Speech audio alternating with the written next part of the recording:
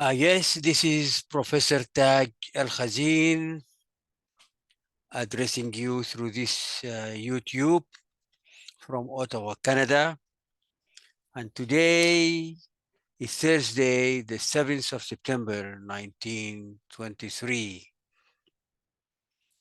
The title of this YouTube and the coming series to come within the coming days is that South Sudan on a hot tin roof. This is the first part. And this is my YouTube number 39. And all 39 YouTubes are dealing with Sudan and South Sudan, or South Sudan and Sudan, if you wish. There is quite a bit of material. I have been away from you from some time, taken by other issues, mostly issues of Sudan and issues here in Canada. But we are back and we shall continue unabated. My first issue is the communique of the second meeting of the IGAD Quartet Group of countries for the resolution of the situation in the Republic of Sudan. This committee that has been rejected by the incumbent government in Khartoum. Why do they want to stick like a bug? Why? As for you, William Ruto, I don't care one little bit. And this man, as I said time and again and time and again, if you Google his name into Wikipedia, his 5 court cases will come out to you in details, including one with the International Criminal Court. So, but people in Sudan do not want him. They don't want to see his face. They don't want to deal with the criminal. IGAD does not understand that. Right. The reason I brought this up is not for Ruto. I don't care a damn about him. It is for President Salva Kiir Mayardit. Why is he there? His mere contribution with Ruto and with this group is eroding his acceptance and popularity in Northern Sudan. And the complications can be anybody's guess. For heaven's sake, Mr. President, stay away. There are going to be no meetings, IGAD or no IGAD. There are going to be no meetings, AU or no AU. There are going to be no meetings, UN or no UN. It's not going to happen. People have died. Honorable soldiers have died gallantly. Their blood is not going to be sold. Right. And he's the deputy chairperson of the IGAD, the president. That's fine. But away from Sudan, please. And then were Kena Gabriello and Musa Faki. Musa Faki, who wants to convene a peace process without the consultations of the Sudanese armed forces and without the consultations of the incumbent government in Khartoum. This Chadian fellow needs a psychologist to tell him what to do. But this is going to go down the dustbin like all the previous ones. What angered me is the response of the Sudanese Ministry of Foreign Affairs. Too diplomatic, very weak. And it says it is regrettable that the communique of the IGAD did not mention at all the government of Sudan and consultations with her and getting their acceptance of the steps that the IGAD wishes to take for the conflict. That's not it. That's not, you work for Al-Burhan, you work for the Transitional Council, you work for the government of Sudan. You don't work for the IGAD and you are not impartial. you need to tell the IGAD to go to hell. I have been hammering and hammering, and I am sure all my messages got to the desks of the leaders in Khartoum.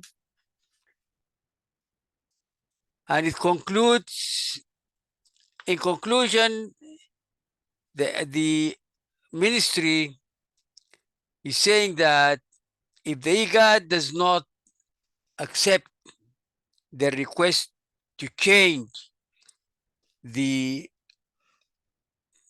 chairmanship of the Poor Party Committee, Sudan is going to revise the validity and the continuation of the country in the IGAD, an organization that was established with an initiative from Sudan. No, no. If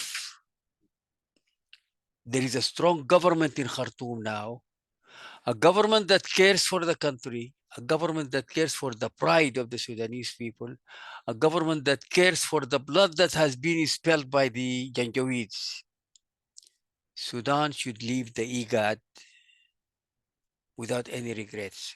What is the value added?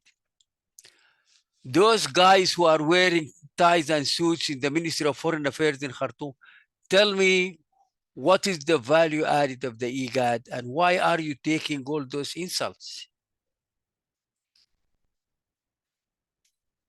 Right. I leave that there. A very sad piece of news for South Sudan. The Swiss Federal Supreme Court has rejected South Sudan's bid to overturn a partial award in a US dollars 2.7 billion, $2.7 billion ICC dispute with the Lebanese owner mobile operator over a license issued before the state gains independence.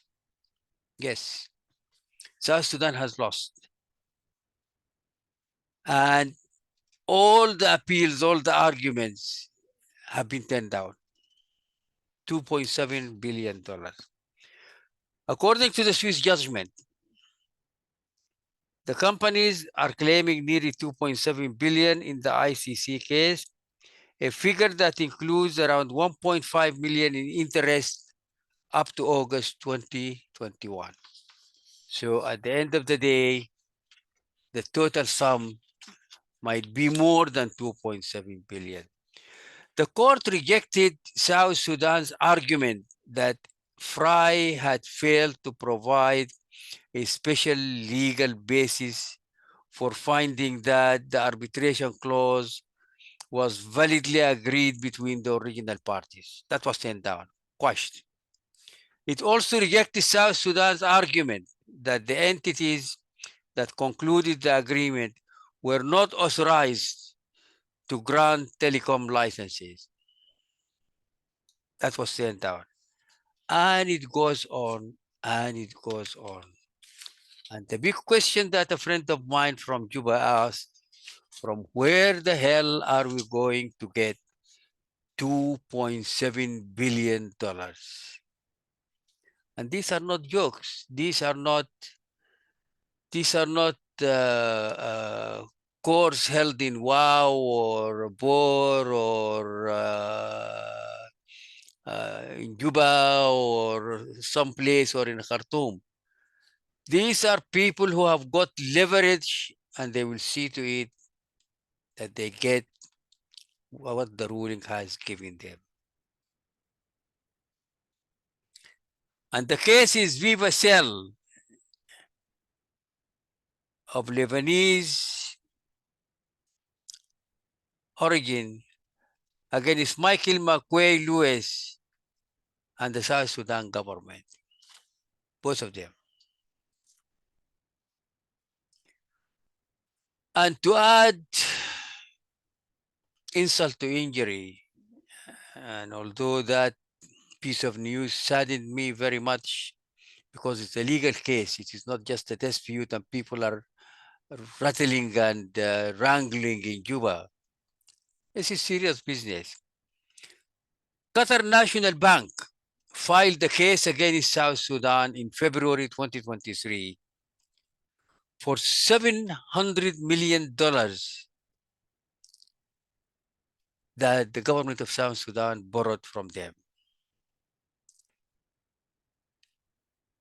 And as the time goes on and the resettlement is not done, that $700 million is going to increase. From where are we going to get $700 million? And how many agreements have we dishonored? And we'll come more to that.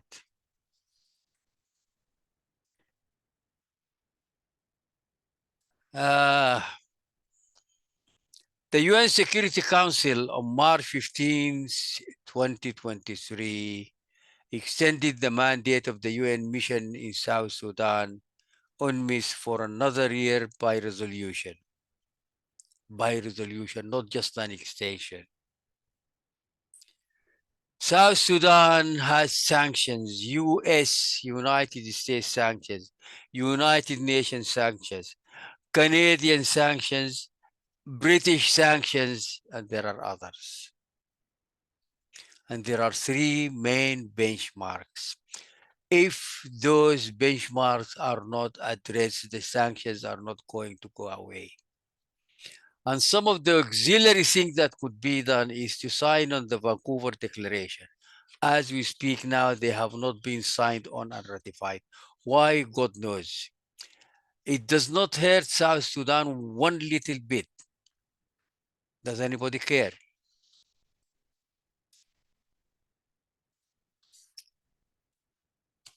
And I take you to 17th of August, United Nations, Office of the Coordination of Human Affairs, World Humanitarian Day 2023. South Sudan tops the list of most dangerous countries for aid workers in the world. And the humanitarian crisis deepens amid mounting needs, access constraints, and lack of funding. The most dangerous country in the world. I hope that Honorable Michael McQuaid does not come out and say, no, these are bad guys. They're only accusing South Sudan. Because the number of aid workers that were killed is registered.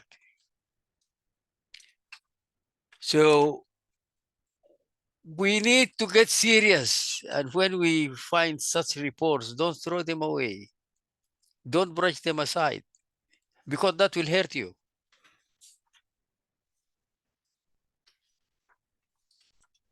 And then a calamity. The first time in the history of mankind, since Adam and Eve, or since Mother Lucy, who is lying in a museum in Addis Ababa, 400% salary increment.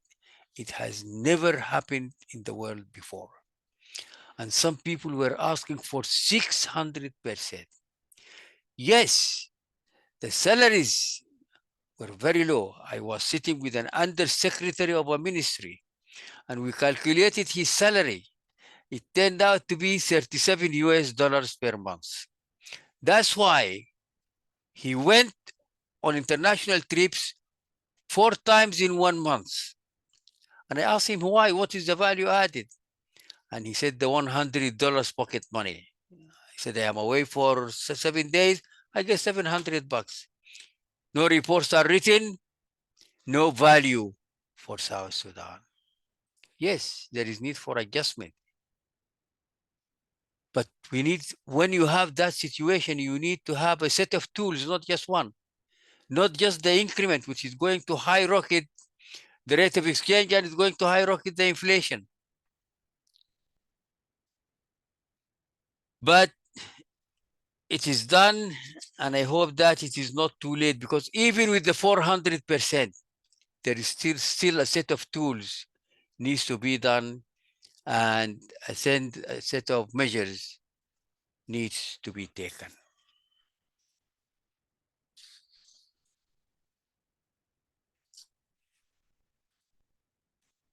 And then around the 20th of August, there was some good news that the shipments of oil from Port Sudan were the highest in 22 months at 155,000 barrels per day compared to 77 and a half barrels per day just in last March.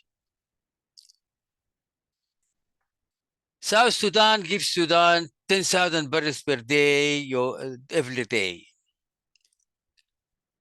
in lieu of passage through the pipeline because the pipeline is owned by Sudan and not by South Sudan. South Sudan depends 95% on oil for its budget and budget balancing. And apparently Dar, which is owned 51% by the Chinese, and Petronas, the Malaysian Petronas, owned 40%, have done very well in increasing and maintaining that production. Where does the money go? Don't ask me. I don't work for the government of Sudan.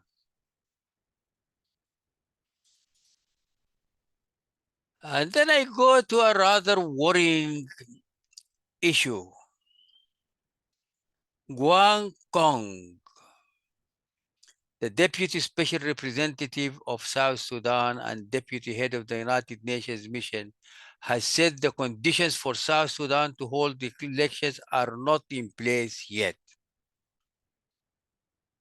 And the elections are closing. And then someone from an organization in South Sudan comes out and says, we don't need any census to have the elections. And also, we don't need a constitution to have the elections. Goodness gracious. Such simplicity of mind, such ignorance. Elections in itself are not enough.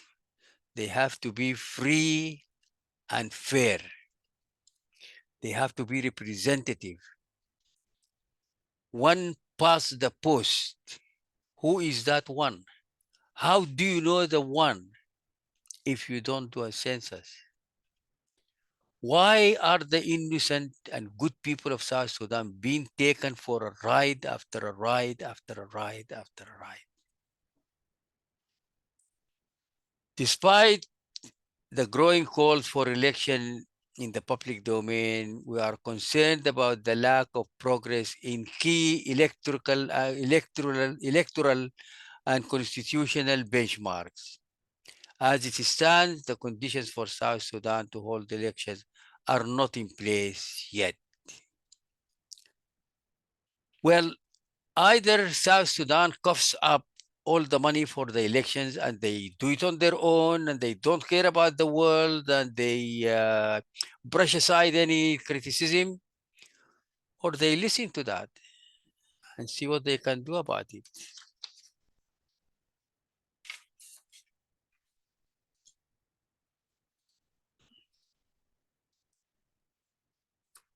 And some good news just to brighten the picture. August 7th, Council of Ministers, in its regular meeting on Friday, agreed to form a committee to tackle South Sudan's position on the issue of the usage of the Nile water. Not all the Nile, not all the Nile, because the Blue Nile does not belong to us. We have got nothing to do with the Blue Nile. This is not an issue for politicians to meddle with. This is not an issue for ministers to meddle with. This is an issue for experts. For heaven's sake, do not mess up the file. Get the right people, international and national. Fund the committee that has been formed or is going to be formed. Without money, nothing can be done. People will stand up and talk and go home, and they eat and drink, and most of the money goes into that. So we need funds, and we need experts who know what they are doing, what they are saying. We need archives. Brother Michael McQuay, you told me in a meeting, public meeting, that the archives are there, but the venue, the place to hold them is not there. Where are they? I tried to convince General Kur of security to construct the archives for them. My own, what is behind there are twice in the archives, my own archives. And I know where the rest is, all over the world. How can you do work without archives? Okay. And then the cooperative framework agreement. A very good woman from the legislative told me that the file is moving. Why is it moving slowly? Is it moving on 1 foot or 2 feet? Does South Sudan belong with its brothers and sisters in the Lakes region, or do they belong elsewhere up north? This is not only about water, it's about loyalty, it's about origin, it's about regional cooperation. We hope to hear the good news that the cooperative framework agreement with Article 14B, as coined by the Lakes region countries, 8 of them has been signed, ratified, assented, and sent out. And a very good piece of news comes from that same Council of Ministers meeting. The Minister of Federal Affairs, Honorable Lesupa Ladourou, at the National Conference on Federalism, Michael McQuay said the cabinet listened to a presentation from him. And they have decided that stress that the peace agreement in South Sudan calls South Sudan as a federal state. However, federal minister asked for funds to have public consultations, wide-based public consultation in all the 10 states to see what color, tint, form, and structure of federalism do or modality of governance do the people want. It's about time. Very good. Very good. How can it be done? Who knows how to do it? The minister apparently did his job. And he asked for $657,000 and $106 to fund the conference. And if the money is not given to the minister cannot do the consultations. So what is a good man. So what I did, I connected him through Zoom with Sean Houlihan. Sean Houlihan is the Senior Africa Director for the Forum of Federations. The Forum of Federations is the only club in the world of all the federal states in the world. Massive, massive expertise. I was the advisor of their president for 3 years, Bob Ray, and I came with him to Khartoum. I came with him to Juba, and I went with his successor, John Anderson, to Addis Ababa and to SWMPR, Southern Nation Nationalities and Peoples Region in the southern parts of Ethiopia. Canada funded a project of $1.3 million in South Sudan, and the Forum of Federations had its office almost next to the Japanese embassy. Nobody was interested. They packed up and they left. Quite a bit of frustration, but I am hoping that we can reignite the interest. And if you have such a tribal system in any country, you cannot rule without federalism. No way. Because the first frame of reference, if you ask someone, who are you? The first thing he will say, I'm a Dinka or a Bari or a Mahdi or whatever have you, before he says, I'm South Sudanese. That's the frame of reference of identity. So, and we are not Japan, we are not Portugal, we are not Bangladesh. Bangladesh is 98% Bengal. We don't have that. We have over 45 different ethnic groups in South Sudan. How can you look at the mess you are in? So we need to work on federalism and have some consensus so that it gets enshrined into the constitution. Otherwise, it will be worthless. And we need political federalism and fiscal federalism with an F, which is the financial federalism that goes with the political federalism.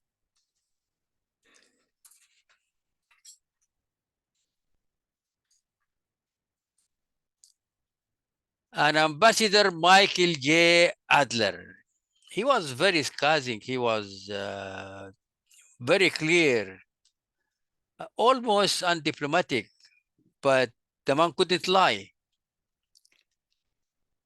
South Sudanese have seen no prosperity since independence. Goodness gracious. What a shameful situation. I mean, the man has no reason to lie. I don't want someone to come out and say, well, he's being this or that. He knows the country in the palm of his hand. And this was his assessment. Such prosperity can only come from economic growth. And we don't have economic growth of the type to be discussed in this conference. I hope that the conference, which is going on in Juba now, comes out with doable recommendations. If they are not doable, they are worthless.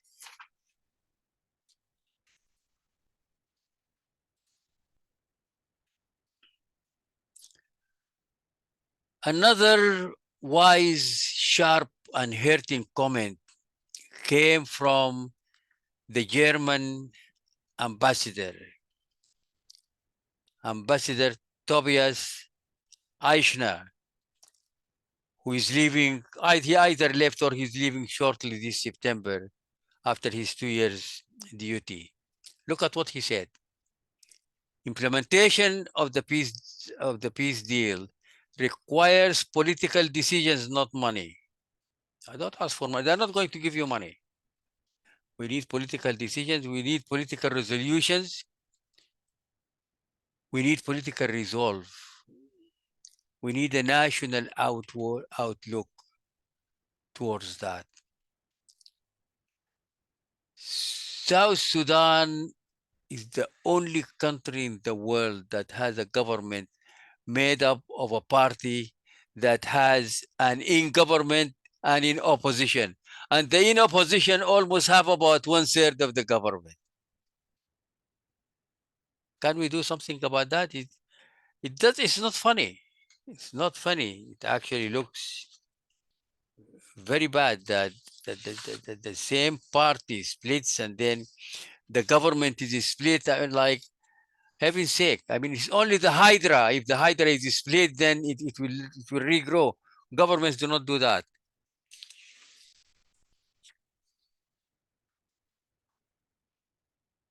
And the Deputy Speaker of the Parliament, Cornelio Con Ngo, has expressed doubts that the ability of political parties to implement pending critical task of the agreement before the elections. Was he taken seriously? Did somebody ask him for a meeting? Did there a conference? Was there a meeting to discuss that? Cornelio pointed out that the parties to the peace agreement have not yet met to decide whether the remaining time will take the country to the free and fair elections. And this was 28th of July, just 1 month back.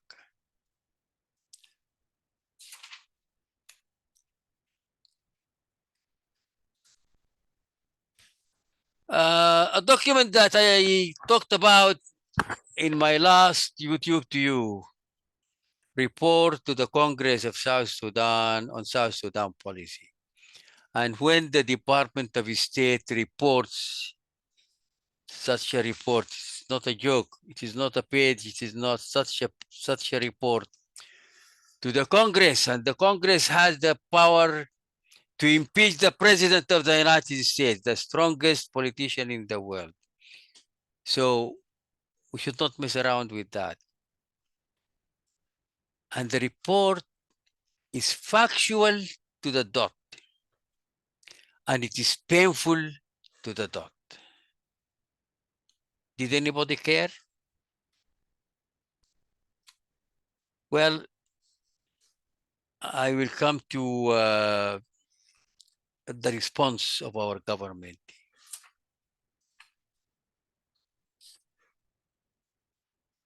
Coupled to that is US government cautions citizens against doing business in South Sudan. And people were angry and jumping up and down, goodness gracious. I don't know if anybody read that. It is 2 pages, that's all. Someone needs to say, well, this is factual. Honestly, I can. And maybe I will dedicate. There are a couple of things here that I need to elaborate on them. They told their people don't go and do business in South Sudan. That was on the 15th of August. That's when it came out. But the date was actually the 14th of August. The announcement came on the 15th. The same 15th of August, the South Sudan Ministry of Foreign Affairs started charging the government of the Republic of South Sudan is seriously alarmed by the United States of America on August 14th. The government of South Sudan respects the sovereign right of the United States to issue such advisories to citizens and business, and so on and so forth. The government of South Sudan acknowledges that there are still challenges and gaps in the implementation of the RARCSS, Constitution and Census, the sanctions. I mean, these are words. These are words and they're not true. There is a lot that is still remaining. The whole bulk is still remaining.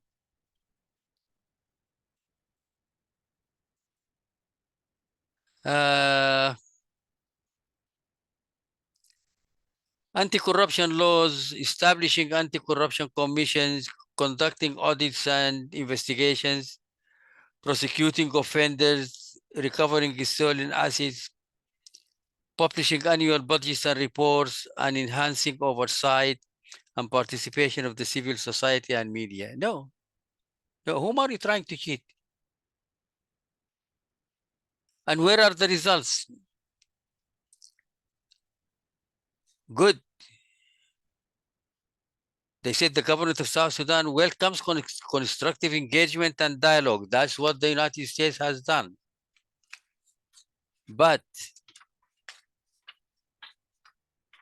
let us look at what they said after that. The government of South Sudan invites American businesses and individuals to invest in South Sudan and explore the vast opportunities. The government assures American businesses and individuals that it will provide a conducive environment. And it goes on. The question that comes to anybody's mind, are the American businesses going to listen to their own government, or are they going to listen to the government of South Sudan, represented by our Ministry of Foreign Affairs and International Cooperation? That does not work. We need to take what they said and we need to do diagnostic analysis of each part of it if we want investment to come. The humanitarian envelope, even if it is $10 billion per year, it does not produce development. What produces development is investment and business.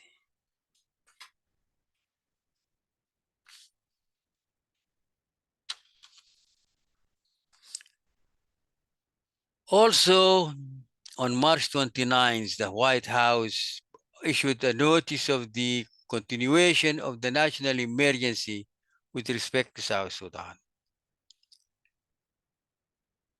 And again, they are heaping the same thing in relation to South Sudan, which has been marked by activities that threaten the peace and security or stability of South Sudan and the surrounding region. Okay, that's what the White House did. Biden himself. And on the 3rd of April, Foreign Affairs, Juba, angered by renewed U.S. notice for the continuation of the national emergency in South Sudan. Okay, you can get angered from here to eternity. That's not going to change the position of the American government. What will change the position of the American government is dialogue and action, activities impacting activities and action, and then dialogue. But you can cry foul, you can shout, you can just jump up and down as if you are in a Nugara. It's not going to change. It will not change.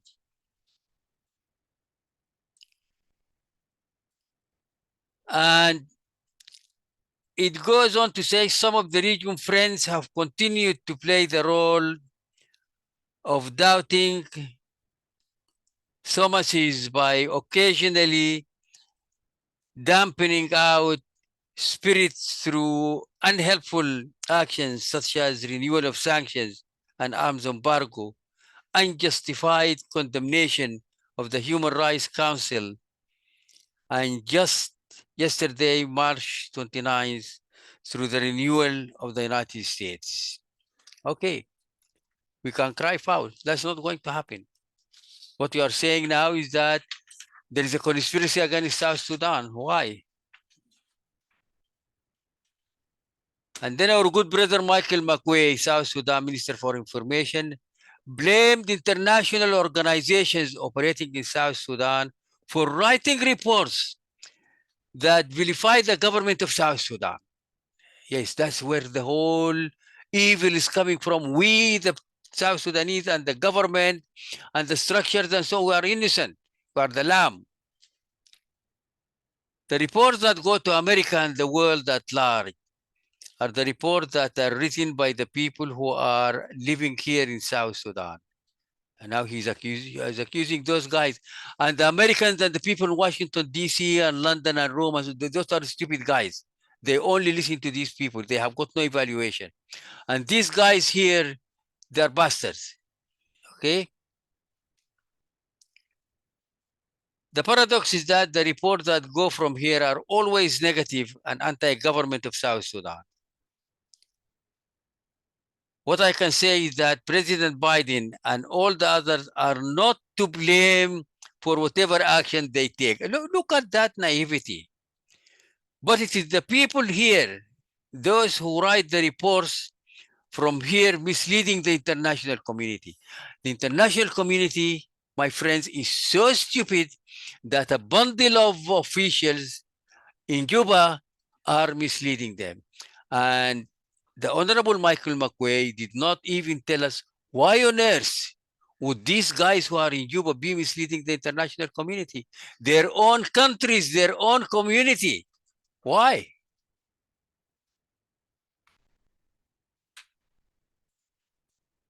For his part, Albino Akol Attack, the Minister of Humanitarian Affairs and Disaster Management, calls on the international community to lift the arms embargo so that the government can sufficiently deploy its forces to keep security across the country. My dear Albino, you know, if you stop and think, that's not going to happen. The sanctions are going to be removed when the benchmarks are satisfied, period. Dr. Francis Deng told that to the president, and I told that to the president in more than one writing. Let us not talk. The world does not work by talk. Let us go to the documents. the sanctions and single out the 3 benchmarks. Start working on them. Let us do 30, 40% of them, and then we say we need help. But we can cry foul from here to eternity. The sanctions will be there, and if they are not removed, we're not going forward.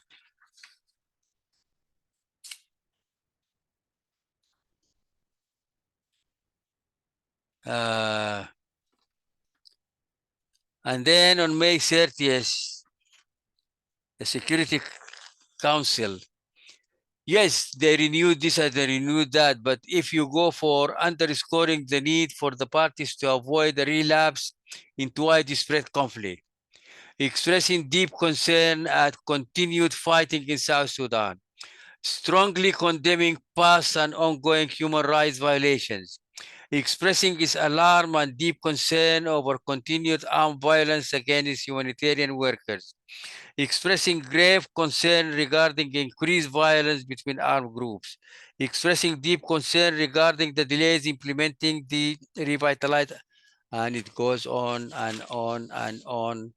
1, 2, 3, 4, 5, 7 pages. This is SRS 2683 2023 Security Council. No one responded to that, and they went ahead and they adopted the resolution 2683 almost unanimously. Why did I do that? I did that because the status quo is not an option. Burying our heads in the sand is not an option. Blaming others for our shortcomings is not an option. Can we change? Can we have a paradigm shift? That's the term that Dr. John Garang used to use quite a lot. Paradigm shift, massive. The status quo is not an option. Okay, I think I will stop there and I will change this into a YouTube and I will circulate it as widely as I can.